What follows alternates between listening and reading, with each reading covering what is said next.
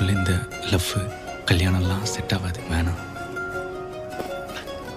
இவர் பிராங்க் பண்ணா நாங்க உடனே நம்பிடுவோமா? போடா டேய்.